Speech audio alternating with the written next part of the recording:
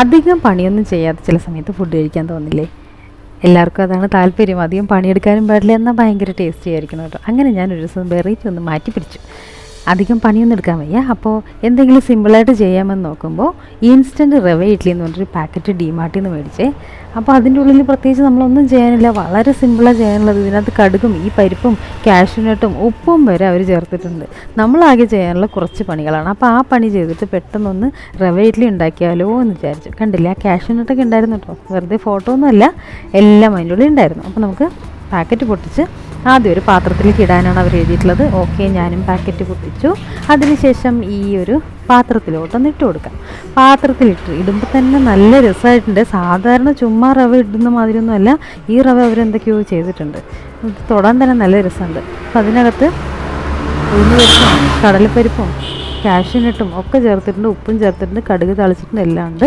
അതിലോട്ട് കട്ട തൈരാണ് ഒഴിച്ചു കൊടുക്കാൻ പറഞ്ഞിട്ടുള്ളത്. അപ്പോൾ ലൂസാവാൻ വേണ്ടിയിട്ടുള്ള തൈര് ചേർത്തിട്ടുണ്ട്. അത്യാവശ്യം നല്ലപോലെ ലൂസാവണം, അതായത് റവയുടെ എല്ലാ ഭാഗത്തും ഈ തൈര് കൊണ്ട് മിക്സ് ആവണം എന്നാണ് പറയുന്നത്. അധികം പുളി ഇല്ലാത്ത തൈരാണെങ്കിൽ കുറച്ച് നാരങ്ങ നീരോട് ചേർക്കാൻ പറഞ്ഞിട്ടുണ്ട്. ഇനി നമുക്ക് മിക്സഡ് ജാറിലേക്ക് കുറച്ച് ഇഞ്ചി ചതച്ചതും കുറച്ച് പച്ചമുളക് അരിഞ്ഞതും കുറച്ച് കറിവേപ്പിലയും കൂടെ ചേർത്തൊന്ന് ചതച്ചെടുക്കണം. ഈ ചതച്ചെടുത്ത മിക്സും കൂടെ ഈ ഇഡ്ഡലിയിൽ ചേർക്കുകയാണ്. അതായത് ഈ ഇഡ്ഡലി കഴിക്കുമ്പോൾ പ്രത്യേകിച്ച് ചട്നിയുടെയോ കറിയുടെയോ ഒന്നും ആവശ്യമില്ല. അത്യാവശ്യം എരിയും ബാക്കി ഫ്ലേവറും ഒക്കെ ഉണ്ട്. എരിവൊക്കെ ഉള്ളതുകൊണ്ട് തന്നെ നമുക്ക് കഴിക്കാനും തോന്നും. അപ്പോൾ ഒരു 10 മിനിറ്റ് കഴിയുമ്പോൾ ഈ രൂപത്തിലായി കിട്ടും. ഈ രൂപത്തിലല്ല, നമുക്ക് ഇഡ്ഡലി മാവിൻ്റെ രൂപത്തിലാവാൻ കുറച്ചുകൂടി തൈര് ചേർത്ത് കൊടുക്കാം, ഇല്ലെങ്കിൽ കുറച്ച് വെള്ളം ചേർത്ത് കൊടുക്കാം.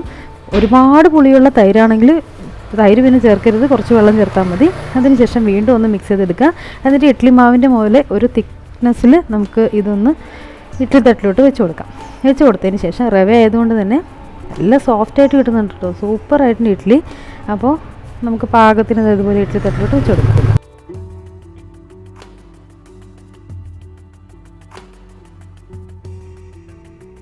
ഇഡ്ഡലി അവിടെ നിന്ന് വേകട്ടെ. അപ്പോഴേക്കും ഇത് കഴിക്കുമ്പോൾ ഇനിയിപ്പോൾ ദാഹിക്കില്ലേ, അപ്പോൾ നമുക്കൊരു പപ്പായ ജ്യൂസ് ഉണ്ടാക്കാം. വെറുതെ ഒന്നുമല്ല, ഈ പപ്പായയ്ക്ക് നല്ല മധുരമാണ്. പ്രത്യേകിച്ച് പഞ്ചസാരയുടെ ഒന്നും യാതൊരുവിധ ആവശ്യമില്ല, അത്രയും മധുരമുണ്ട്. സാധാരണ കർണാടകയിലൊക്കെ നമുക്ക് ബാംഗ്ലൂർ ഇങ്ങനെ പുറത്തിറങ്ങി നടക്കുമ്പോൾ ഏറ്റവും കൂടുതൽ കാണുന്നൊരു ഫ്രൂട്ടാണ് പപ്പായ.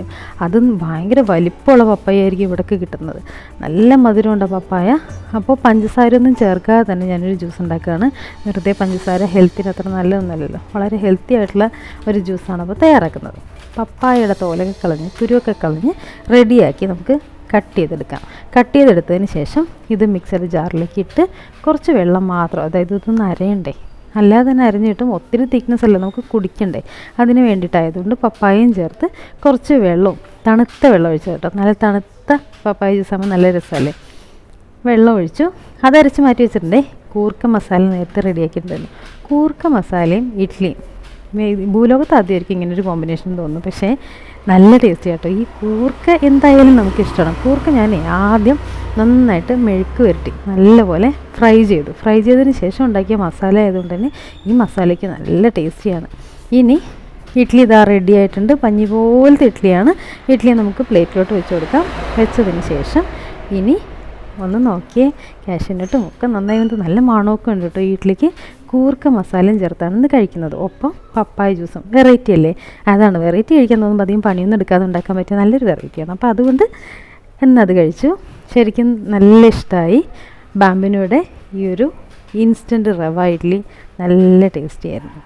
അപ്പോൾ എല്ലാവരും ഇത് കിട്ടുമ്പോൾ ഒന്ന് ട്രൈ ചെയ്ത് നോക്കുക. കോംബോ ഇതൊന്നും നോക്കണ്ട, ഇഷ്ടമുള്ള കറിയൊക്കെ കൂട്ടി കഴിച്ചോളൂ കേട്ടോ.